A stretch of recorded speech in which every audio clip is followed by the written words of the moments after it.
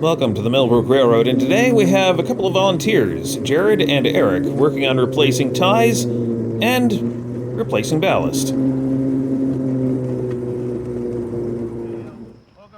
Now, the area they're working on, we call Chicken Run Curve because it's right by where the chicken run used to be, hence the name. Poor Eric was trying to explain what they were about to do, but unfortunately he was too far away from the microphone. Let's go one more car. And that's good.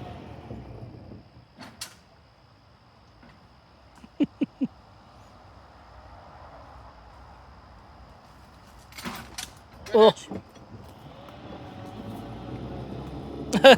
I'm not even throttling up, I just let it go. I know. Alright, you're good. And feel free to back up.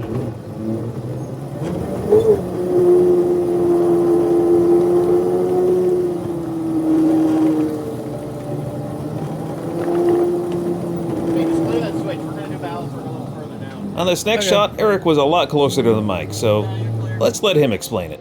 We're going to replace the worst of the worst ties, so stuff like that. That one's not even in the rails anymore, and that one's just a pile of sawdust. Pretty sure this one's got an ant nest in it. Oh, this one has the ant nest in it. So that's got to get replaced. Yeah. We got quite a bit of work to do. Now, this section of track is rather peculiar on our line. It is the only section with Culp rail, which is 835 thousandths of an inch tall or deep, however you measure your rail. And it has tie plates, aluminum tie plates. It is also aluminum rail. Now, this is easily my favorite kind of rail, but unfortunately it is not available anymore. Now, what they're doing here, by the way, is they're drilling out the tie plates so we can fit number 8 screws in the tie plates. Because originally used number 6 screws, and number 8s just hold better. So it's hard to tell if I'm actually doing things on camera, so basically what I just did, drilled out the hole so the thank you camera for focusing on Jared's arm hairs. I am the subject of this You are video. the subject of this video. So what I'm doing here is, you see the larger hole? That's what I just drilled out so that we can use number 8 screws instead of number 6s and not have to deal with these things spinning out of control and cutting our fingers apart. Happy screws. Yes, happy screw. Hold on. Happy. Focus, please. These are number 8 screws.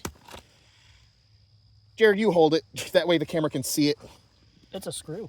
Wow, it focused on that immediately.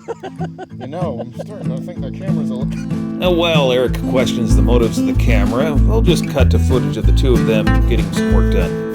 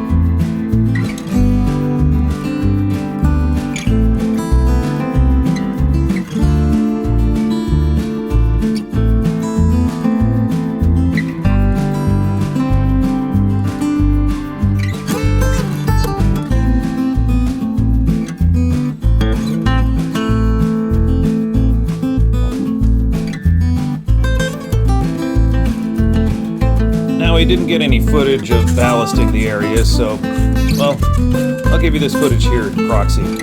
Basically, in the absence of our ballast cars, which are both out of service right now, we're using gondolas. and shoveling the ballast out of the gondolas. It's a lot more work, but at least we're able to get it done.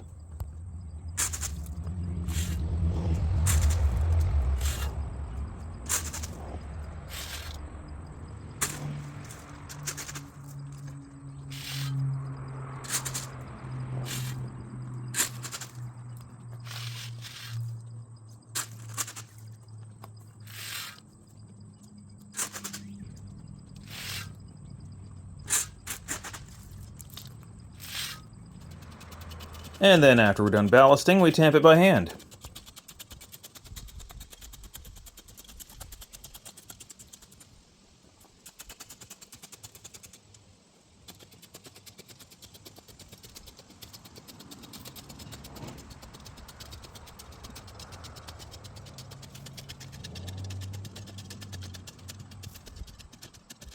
Although, here's a sneak preview, we're not going to do it by hand anymore.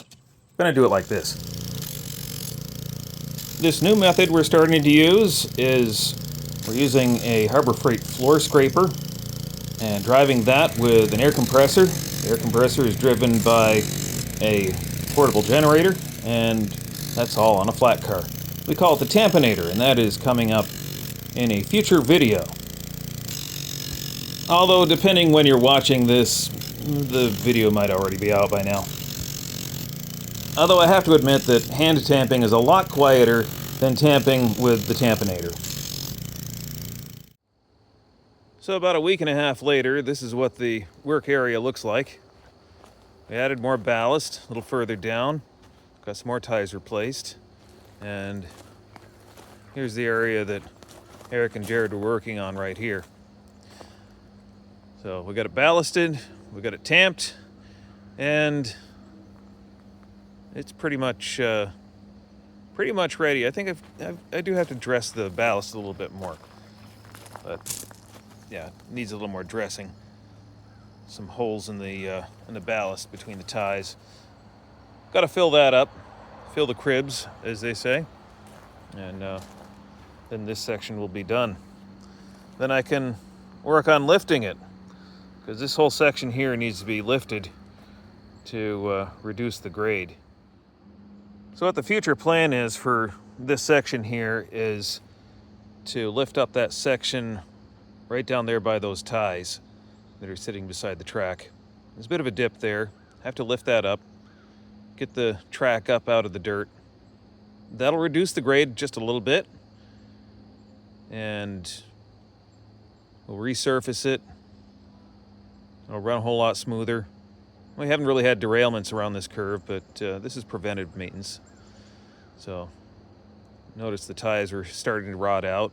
This is one of the oldest sections of track we've got, so we're getting ahead of the derailments.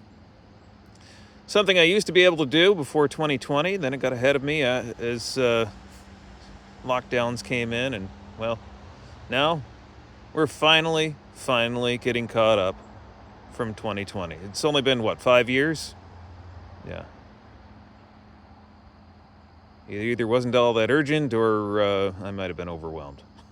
There was a lot of work to do, but hey, with the help of the volunteers that we've got here, it's been a lot of fun. So I hope you enjoyed today's video. If you did, please hit that thumbs up button.